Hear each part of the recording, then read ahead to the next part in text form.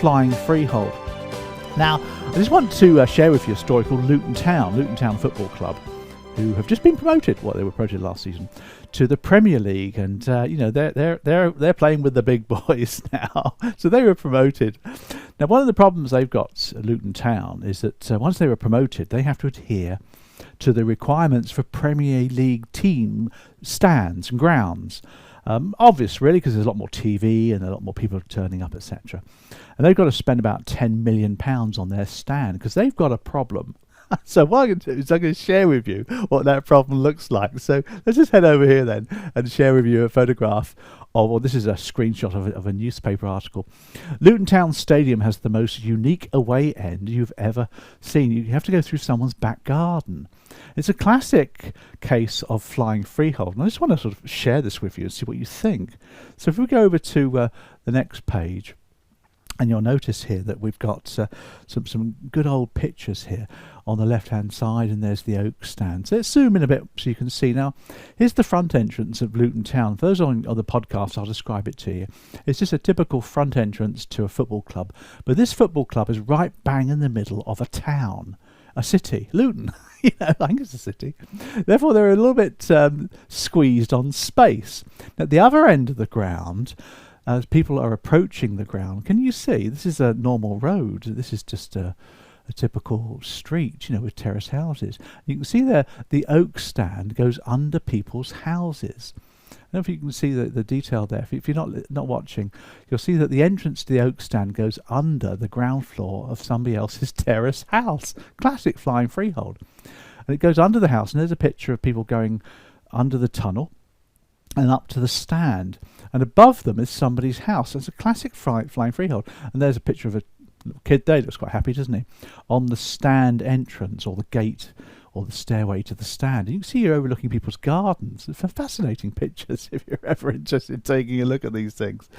Now, what we've got there, as you can appreciate, is a football club who had no choice. They had to go on the ground floor of a house, and they probably bought the house and went on the ground floor. But above them is somebody's bedrooms.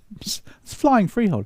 Flying freehold, you see, is where you have some of your property flying over somebody else's land, and hence they called it flying freehold. So you can classically look at a picture of this one where you've got your particular property. There's your house there. It's just a classic property, isn't it?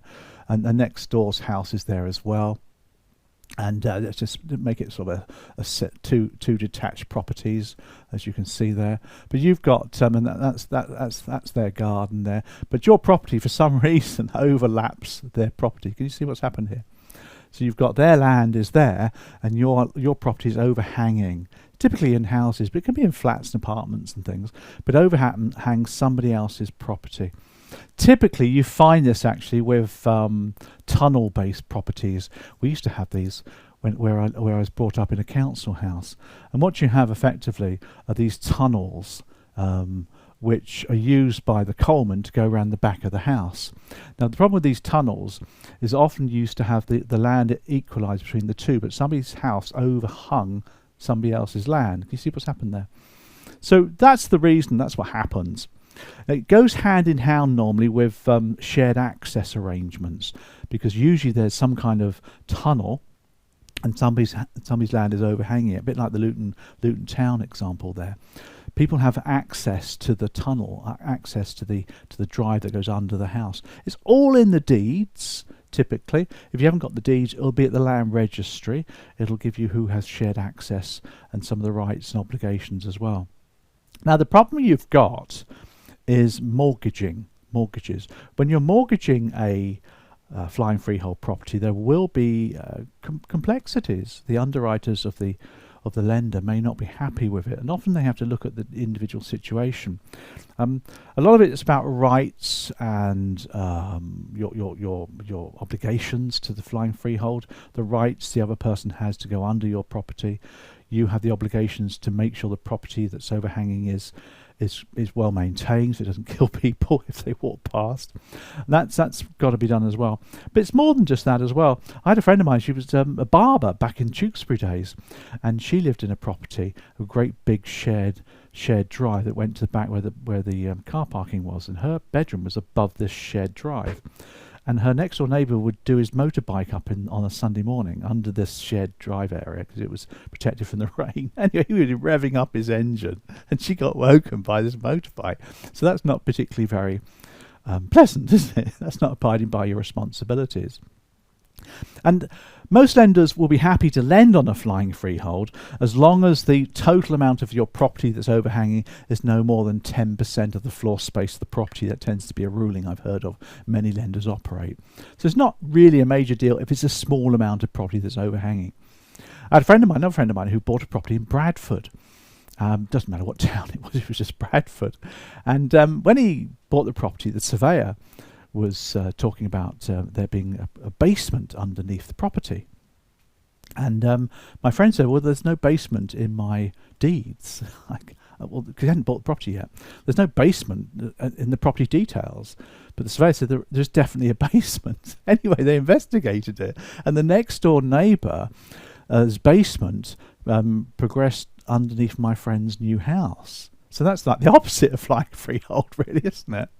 Now that was a right nightmare, and of course he had to get the neighbour to block off the basement, but the neighbour refused to. In the end, he didn't buy the property. But what they could have done, of course, is got some kind of indemnity insurance to prevent it from being a problem at some point in the future. So he could have gone ahead with the purchase, and the insurance and the lawyer would have taken out some indemnity insurance, which would have paid lawyer costs if the problem became a problem in the future. That's often what happens with legal ramifications or legal problems of buying properties. It's probably too much effort, too much cost to sort it out there and then, so they take out indemnity insurance, which pays money to pay your legal fees if it ever becomes a problem in the future.